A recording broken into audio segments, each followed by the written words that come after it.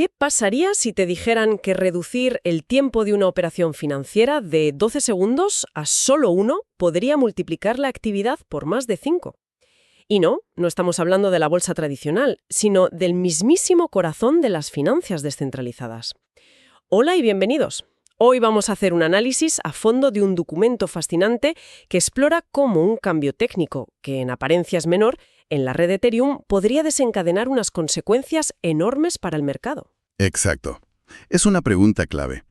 Para responderla, nos vamos a guiar por un estudio académico muy detallado que modela el comportamiento de un tipo de actor muy específico, los traders de arbitraje. ¿Esos que están todo el día cazando oportunidades? Justo.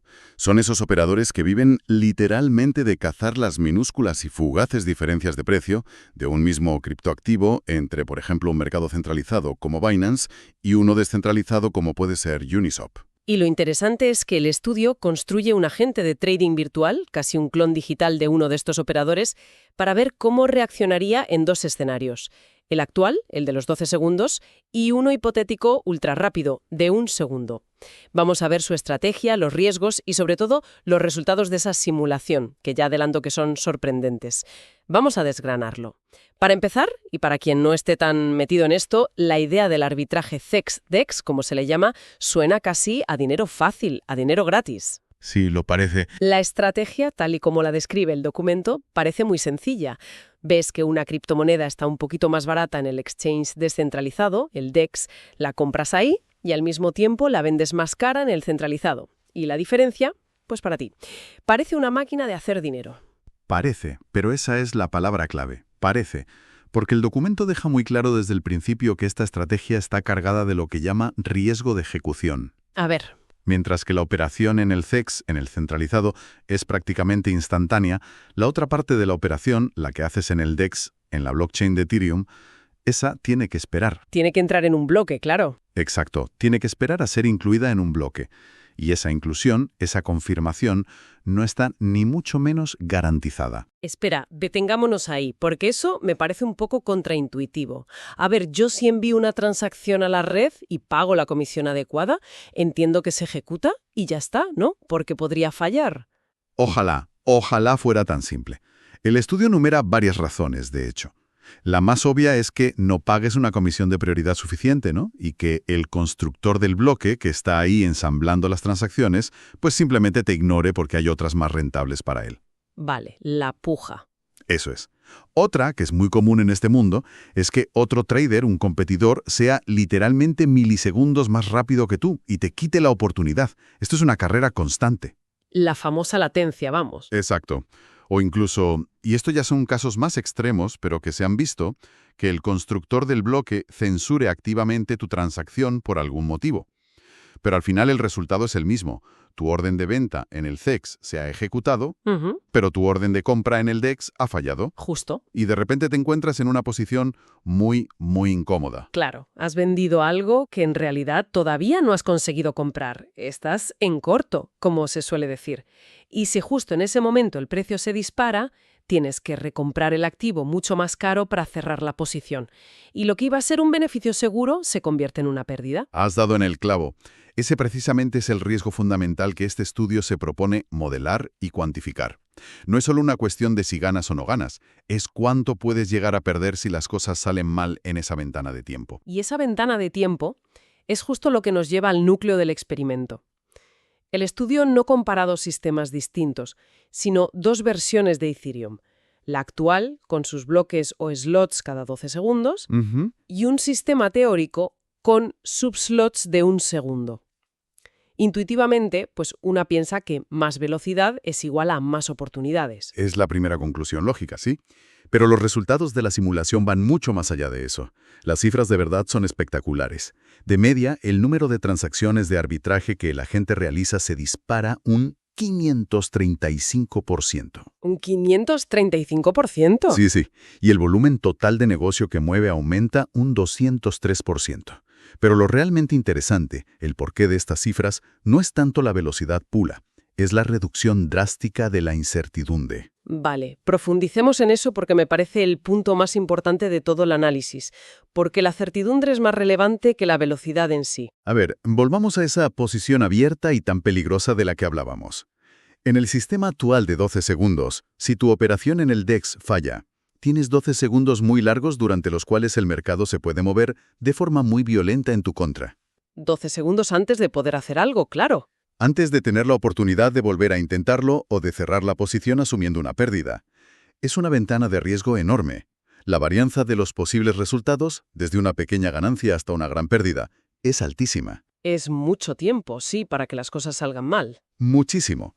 En cambio, con confirmaciones de un segundo, si la operación falla, lo sabes casi al instante. La ventana de riesgo se comprime a una 12ª parte de lo que era. El rango de posibles resultados se estrecha muchísimo.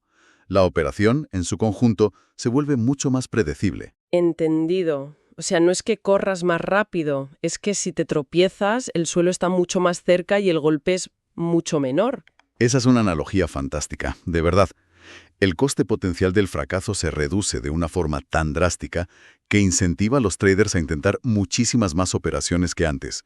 Con la ventana de 12 segundos, simplemente consideraban demasiado arriesgadas como para molestarse. Para llegar a esas cifras tan llamativas, los investigadores no partieron de la base de que los traders son unos kamikazes.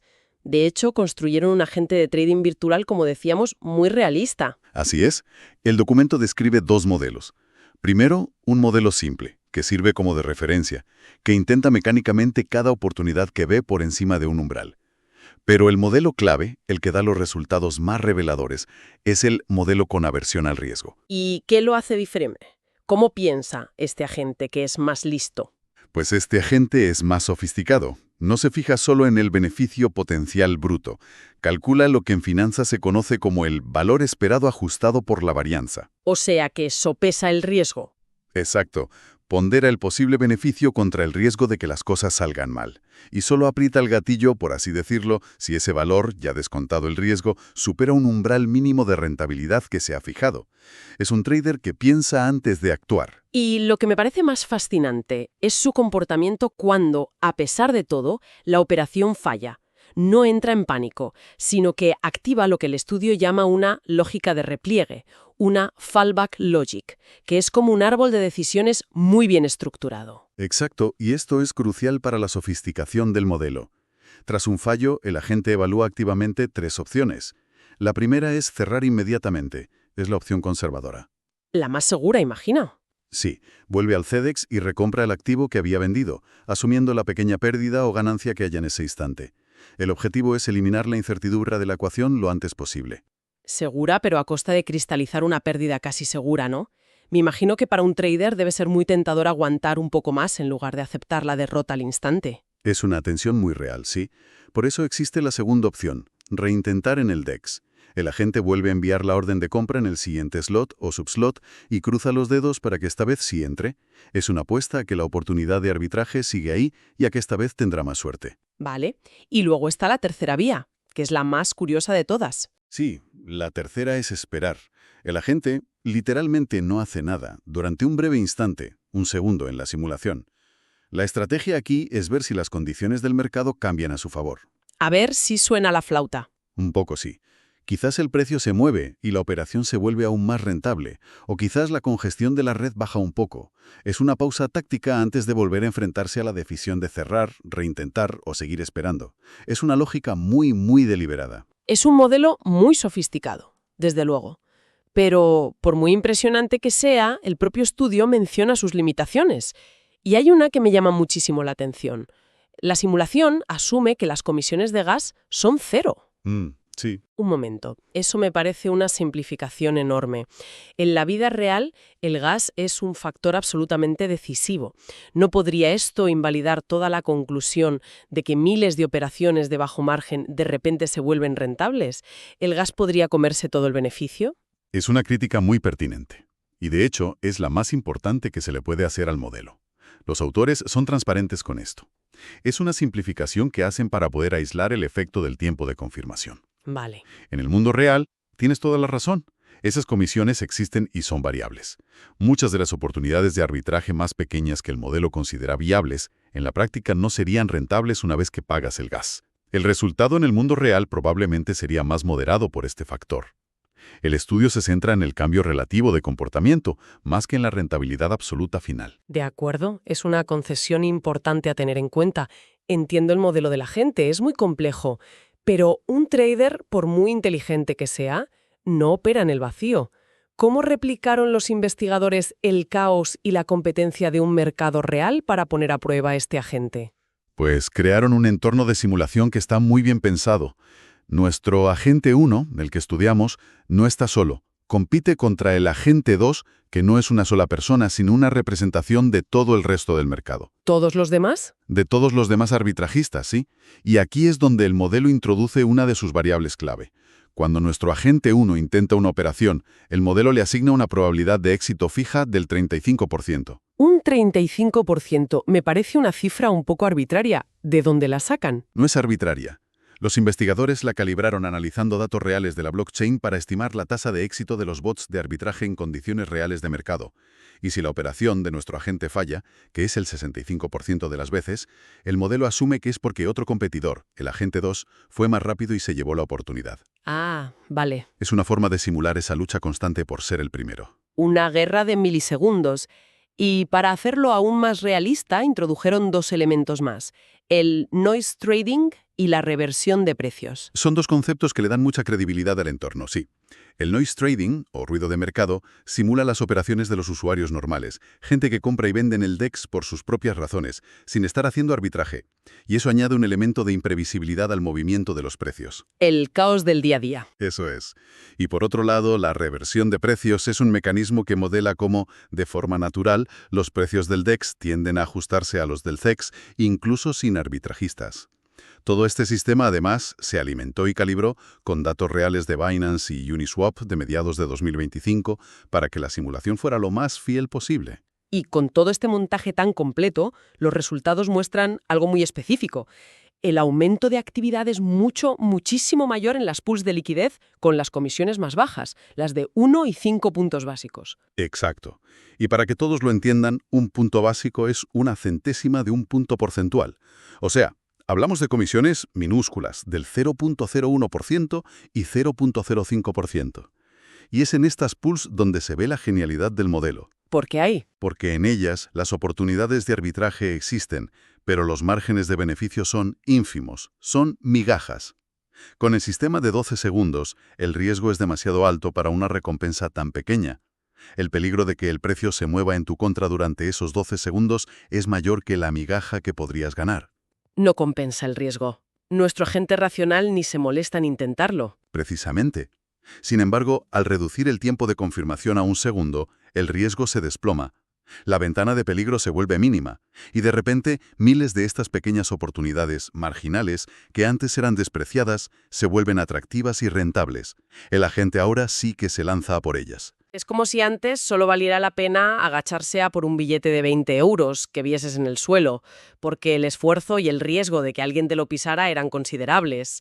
Y ahora, con el nuevo sistema, el riesgo es tan bajo que también compensa recoger todas y cada una de las monedas de 10 céntimos. Es una analogía perfecta. Al final del día, has hecho muchas más operaciones y has recogido mucho más dinero en total. Exacto. Captura la esencia del cambio de comportamiento. Sin embargo, y volviendo a ser un poco críticos con el modelo, esto me lleva a la segunda gran suposición que hace el estudio. Volvemos a ese 35% de probabilidad de éxito.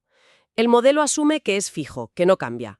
Pero si, como sugiere el estudio, el arbitraje de repente se vuelve tan seguro y rentable con bloques de un segundo, ¿no atraería eso a una avalancha de nuevos competidores, todos queriendo su trozo del pastel? Justo. Ese es el otro gran pero. El modelo no contempla una dinámica de mercado adaptativa. En la realidad, un aumento tan grande de la rentabilidad atraería a muchísimos más competidores. Y más competencia, por definición, significa que la probabilidad de éxito individual para cada uno de ellos bajaría. Claro, el pastel a repartir es el mismo, pero ahora hay más gente en la mesa. Exacto. Ese 35% seguramente disminuiría a medida que más y más bots luchan por las mismas oportunidades, lo que a su vez moderaría un poco estas cifras tan optimistas. El mercado encontraría un nuevo equilibrio. Es algo que el propio documento señala como una extensión necesaria para futuros trabajos de investigación. Entendido. A pesar de esas limitaciones, que son importantes, el panorama que dibuja el estudio es fascinante. Si tuviéramos que destilar la idea principal de todo esto, ¿cuál sería? Pues que reducir el tiempo de ejecución en Ethereum de 12 a 1 segundo no es una simple mejora de velocidad, es un cambio de paradigma en el cálculo del riesgo.